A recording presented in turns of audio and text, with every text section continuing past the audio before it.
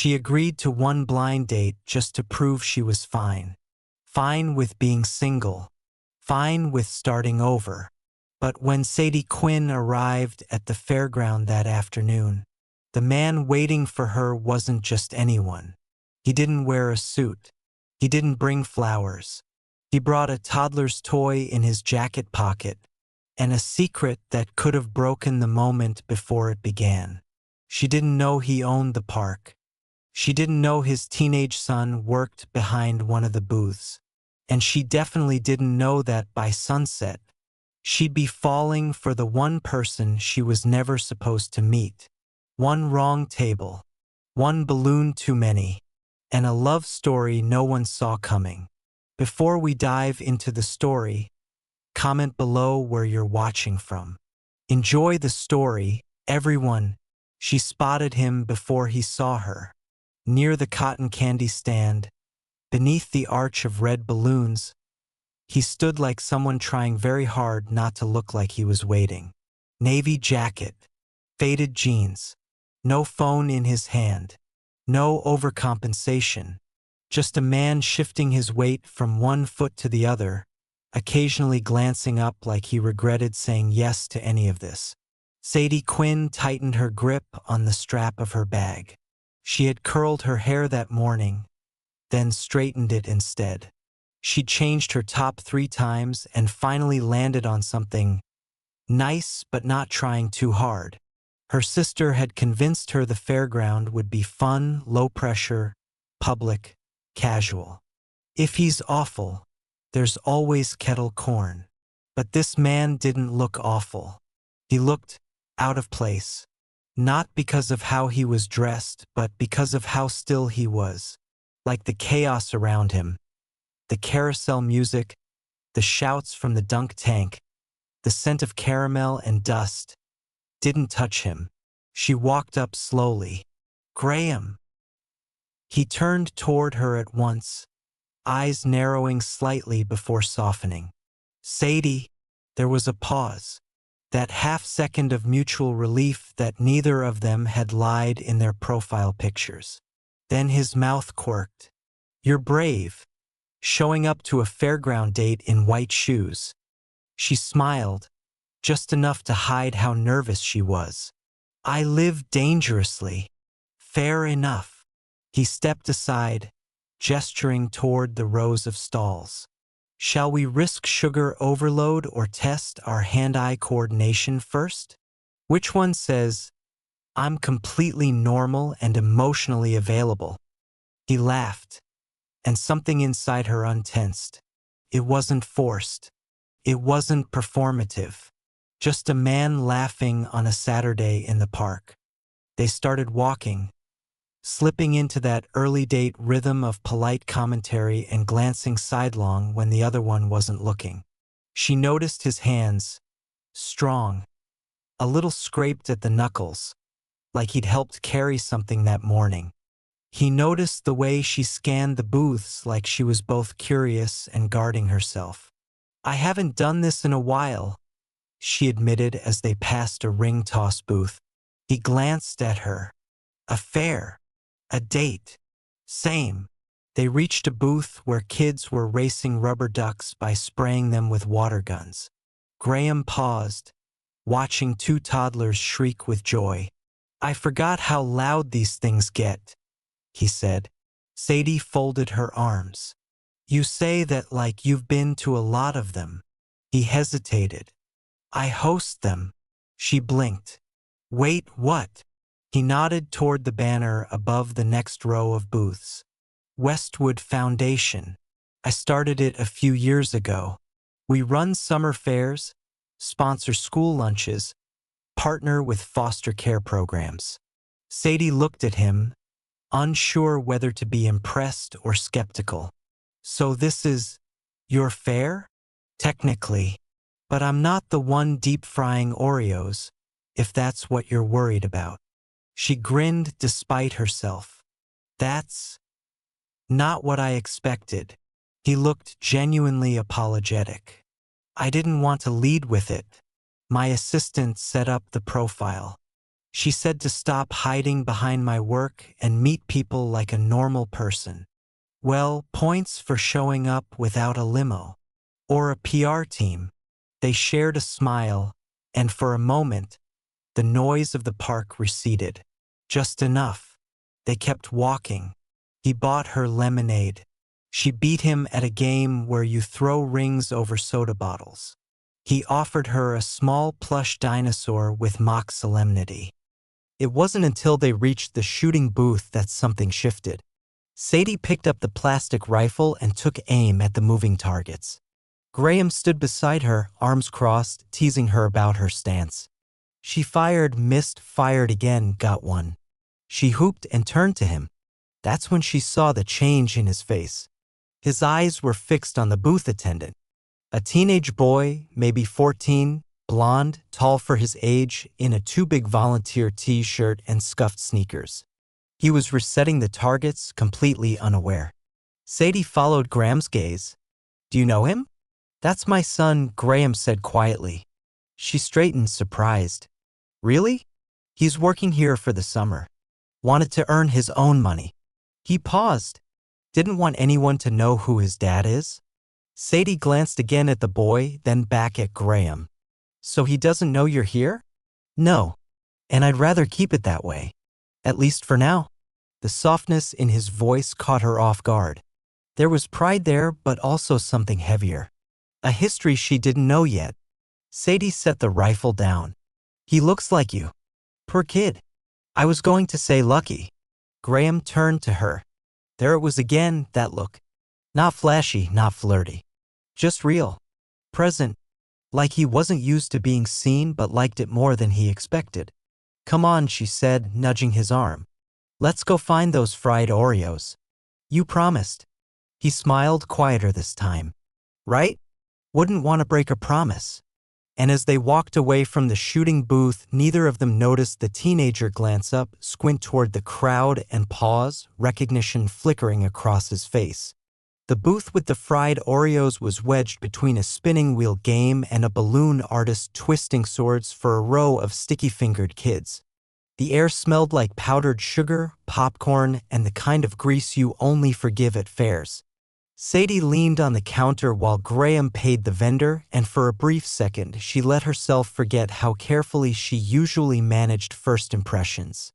He handed her a paper tray, the Oreos still hissing faintly from the fryer. So, he said, watching her blow on the edge of one, what brings someone like you to blind dates with strangers at charity events? She glanced at him over the rim of her cup. Is this the part where you say you're surprised I'm single? I wasn't going to say that. But you thought it. He shrugged. I might have hoped it. Sadie smiled, biting into one of the Oreos. It was too hot, too messy, and she laughed as the filling scorched her tongue. Worth it, she said through a mouthful. Completely reckless. 10 out of 10. Graham chuckled and sat on the bench beside her. His leg brushed hers casually, but neither moved. Okay, she said after a moment. Truth for a truth. He raised an eyebrow. We're doing that. Feels fair. You already know I'm bad at carnival games. Now I want to know something real. He hesitated. Shoot. Why the fair? Why not just donate money and vanish like most rich people? He looked down at his hands for a second, fingers rubbing along his knee like he was deciding whether to answer honestly. Then, my dad used to bring me to one every summer. Small town, smaller rides.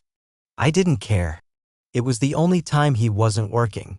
After he passed, I realized that what I remembered most wasn't the prizes or the cotton candy.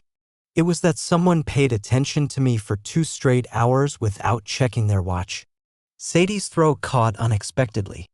I guess I wanted to give other kids that. A memory that didn't come with a price tag. She stared at him, all sarcasm paused. That's not what I expected you to say. I get that a lot. And your son? What does he think of all this? Graham gave a small, helpless laugh. He thinks I'm corny. Said the only reason he agreed to work here was because I promised to stay out of his way. And how's that going? I'm currently violating the terms of our unspoken agreement. Sadie glanced back toward the shooting booth. The boy, his son, was now helping a little girl aim her water gun. He looked patient, grounded, a mix of teenage awkwardness and something more solid. More kind. He seems like a good kid, she said. Graham followed her gaze. His face softened. He is. She turned back toward him. Single dad. Since he was 7. Sadie didn't push, but something shifted. She hadn't expected to feel this drawn in. Not by a man who owned fairgrounds and foundations, but by one who spoke about his son like he was the most important part of his life. A group of kids barreled past them, nearly knocking over a lemonade stand. Graham reached out instinctively to steady Sadie, his hand brushing her back. She froze, not from discomfort, but because of the gentleness in that touch. He noticed, pulled his hand back. Sorry. No, it's okay. They sat in silence for a beat. The kind that isn't awkward, just full. You want to walk a little? He asked. She nodded. They strolled past the face-painting booth, the vintage carousel with its peeling gold paint, and a bandstand where a trio of high schoolers were butchering a Beatles song with absolute confidence. Sadie found herself laughing again, really laughing. And Graham was watching her like he hadn't heard the music in years. When they reached the far edge of the fairground, where the noise thinned and the late afternoon sun turned everything golden, he stopped beside a wooden fence overlooking the nearby pond. He leaned against the railing.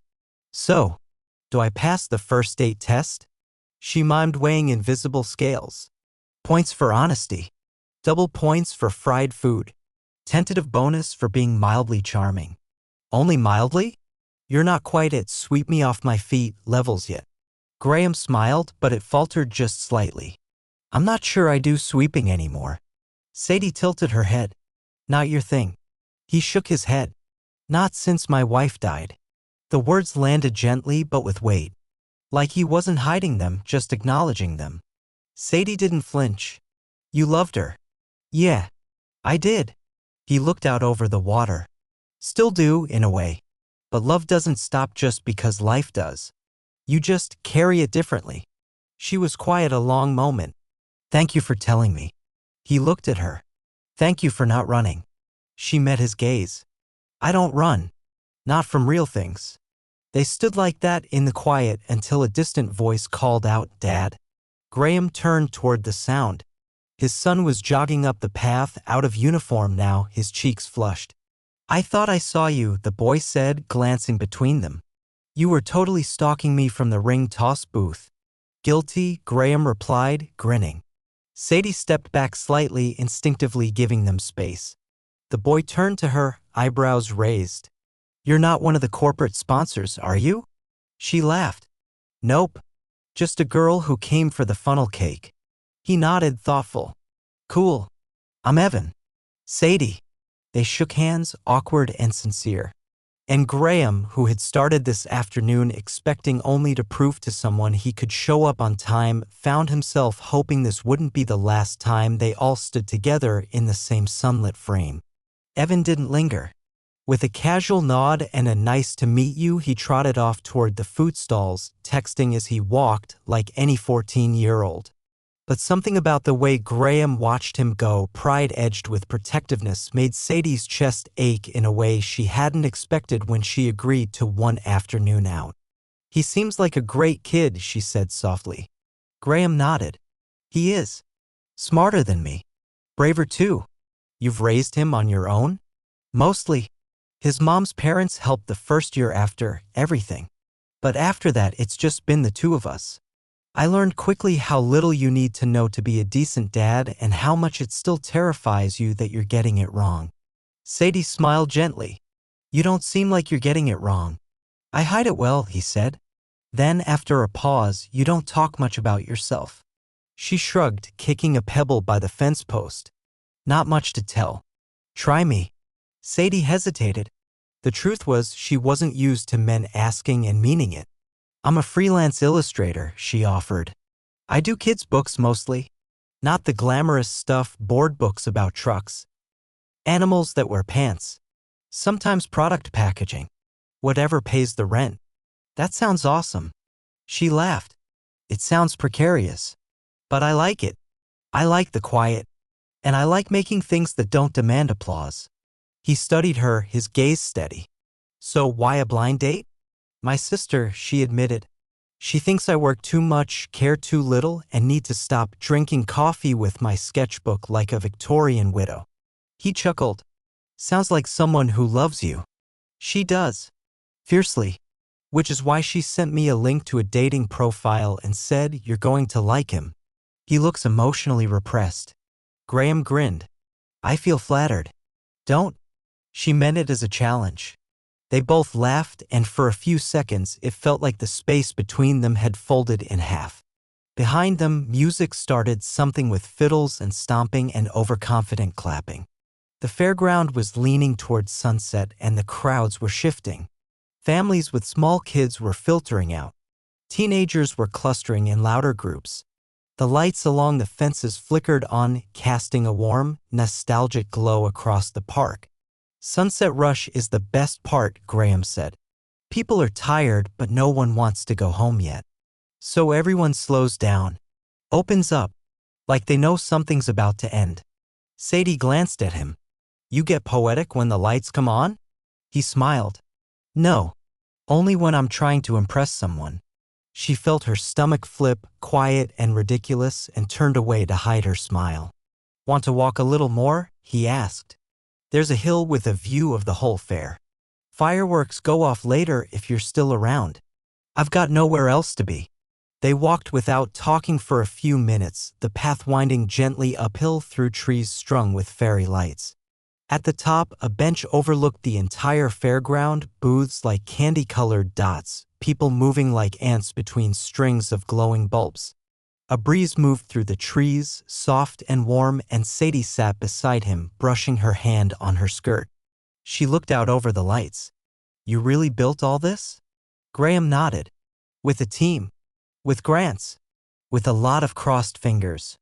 And you don't brag about it. It's not the part that matters. What does? He hesitated. Then, watching Evan reset the cans after a kid knocks them over. Seeing the parents taking photos like they're not exhausted. The way the lights make everyone feel like something good's still possible. She didn't answer right away. The quiet between them was full but unforced. Then softly she said, I almost didn't come today. Why? I didn't want to get my hopes up. Graham turned toward her. And now? I'm glad I did. He didn't reach for her hand. He didn't lean in. But he smiled, a slow, honest kind of smile that made her feel steadier than she had in weeks. In the distance, a crack echoed, then a second. The fireworks had begun. A low boom, a whistle, a burst of color. Sadie looked up as gold light shimmered across the sky, catching in Graham's blonde hair and softening the angles of his face. He was watching the fireworks, but not really. His attention flicked between the sky and her, like he wasn't sure which deserved more wonder. And for a moment, she didn't feel like a woman on a blind date anymore. She felt like someone who'd stumbled into something rare. Something real. The next morning, her phone buzzed before she even rolled out of bed. Sadie squinted at the screen, still half-tangled in sheets. A message from her sister blinked at the top. So, you went on one blind date and ended up on the local news? Attached was a link. She tapped it, yawning, and then froze. The headline read, Local tech millionaire spotted at charity fair with mystery woman and son. Below it was a candid photo. Grainy, a little overexposed, but unmistakably her. Sitting on that hill. Graham beside her. Evan in the background, tossing a bottle into a trash can. She sat up in bed like it had caught fire. Her phone buzzed again. A second message. A friend from college. Why didn't you tell me you're dating Graham Westwood? Third ping, someone she hadn't spoken to in 2 years. Hey girl, just saw you on the homepage of Fairway Times. You look so happy. Is that the Westwood? She threw the blanket off, heart jackhammering against her ribs. No. No. She hadn't Googled him. She hadn't needed to. She liked not knowing. Liked the man in jeans and a hoodie who talked about cotton candy and his kid like they were the whole point of the universe. Not someone with a Forbes profile and shareholders. Her hands trembled as she opened her messages again. No text from Graham. Of course not. He didn't need to warn her. He probably didn't even think about it. This wasn't new to him. But to her, it was a tidal wave. She was still staring blankly at the screen when the knock came at her door. One knock, then two more. She padded barefoot across her apartment, checked the peephole. Him. No limo. No entourage. Just the same man from yesterday, except his shoulders were tense now and his face looked like he hadn't slept. She opened the door but didn't move aside. "I'm sorry," he said before she could speak. "I didn't know the press was there. They weren't supposed to be." "I never." "You didn't think I'd care?" she asked quietly. Graham's mouth opened. Closed. "I wanted yesterday to be ours," he said. "Not theirs." Sadie's arms crossed without her permission. "And yet now half the internet knows my name. And my face. I've already filed a takedown request. That's not the point, Graham." He flinched at his name. Not because she used it, but because of how she said it. She looked at him, not the man from the bench or the shooting booth, but the one who could afford to own a fare and still lie by omission. "You should have told me who you were." "I was going to." "When?" "I don't know. I wanted a little longer. Just one more walk. One more firework." Sadie stepped back. "I don't belong in your world." "That's not true." "It is. And you know it. You have a son. A company. A reputation. I have a one-bedroom apartment, a freelance career that might not pay rent next month, and a very real fear of being laughed at by your board of directors." "No one's laughing." "They will be. They always do." He stepped forward. "Sadie." But she was already shaking her head. "You asked me yesterday why I agreed to this blind date. It wasn't for romance. It was because I've forgotten what it felt like to be seen. And for a few hours, you did that. You saw me." Her voice broke on the last word. He looked like he wanted to fix it. But there wasn't a fix for this. Not now. "I need space," she whispered. Graham stood there for a beat too long, as if hoping she'd take it back. Then he nodded once and turned away. She watched him walk back down the hall, his steps too quiet for someone who carried that kind of weight. She didn't cry until the door was closed. 2 days passed. She didn't hear from him. Her inbox filled with apologies from the news outlet. Someone had leaked the footage to a local blog. It went viral when someone recognized Graham. She declined all interviews. She blocked 3 numbers. She turned off push notifications. Sadie tried to work. Sketched half a giraffe in a tutu, abandoned it. Tried to reformat an old layout, failed. Everything felt hollow. She kept thinking about his hands. The way he brushed sugar off her cheek. The way he looked at his son like the world began and ended there. She kept thinking about how real it had felt. Before she knew anything. By the 3rd night, she found herself walking the path near the fairground. It was closing weekend. Most of the booths were shutting down. Music played softly in the distance, like the park itself was tired now. She stopped at the edge of the fence, looking in. And there, by the dunk tank, was Evan. Alone. Packing up rubber ducks in a plastic bin. His blonde hair was messy, his shirt untucked. He looked 14. And a little sad. She hesitated, then ducked under the rope and walked toward him. He spotted her, eyebrows rising. "Hey, hey," she said. They stood in awkward silence for a moment. "He's been a wreck," Evan said. Sadie blinked. "What?" "My dad. He won't admit it. But he hasn't slept. I heard him pacing at 4 a.m. last night. Again." She didn't know what to say. Evan kept going. "He told me not to say anything. Said if someone asks, I should say he's handling it like a grown man." He rolled his eyes. "So obviously, I'm doing the opposite." Sadie smiled, soft and involuntary. "I liked you," Evan said simply. "He did too." She knelt beside the bin, picking up a rubber duck and dropping it in. "I liked both of you," she admitted. Evan's voice dropped. "Then why'd you leave?" Sadie looked at him. Really looked. Because the world he lives in is loud. It turns people into headlines. Not if you ignore it. It's not that easy. Evan shrugged. Neither is being a single dad. But he figured it out. She was quiet. Then she said, "You're a lot like him." Evan didn't smile, but his ears turned a little pink. "I'll tell him you stopped by," he said, lifting the bin. Sadie stood slowly. "You don't have to." He paused. "No.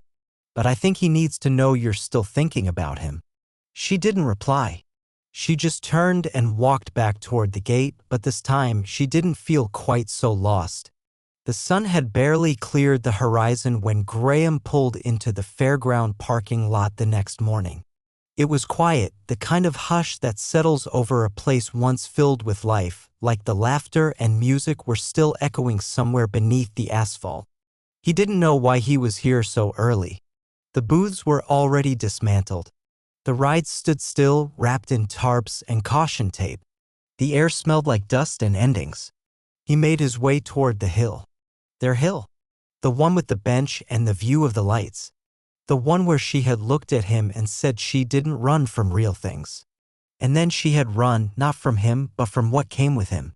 He couldn't blame her. He sat down slowly, hands folded in his lap, elbows on his knees. For the first time in years, he didn't want to be anywhere else. No conference calls. No press releases. Just this quiet stretch of grass and the ghost of her laugh in the trees. "Dad?" He turned. Evan stood behind him, out of breath, holding a coffee in one hand and a wrinkled piece of paper in the other. "I thought you'd be here," the boy said, handing over the coffee. Graham took it wordlessly. Evan hesitated before offering the paper. "You should see this." It was a drawing. A pencil sketch, loose, confident lines, unmistakably hers.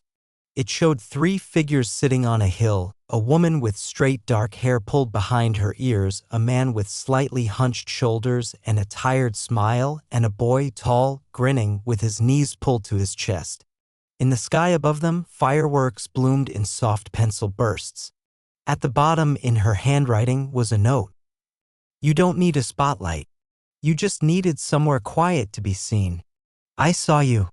Graham stared at it for a long time. His fingers gripped the edge too tightly.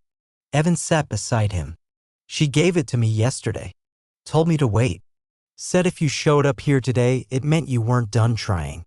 Graham folded the paper carefully, reverently. "She's right." He stood.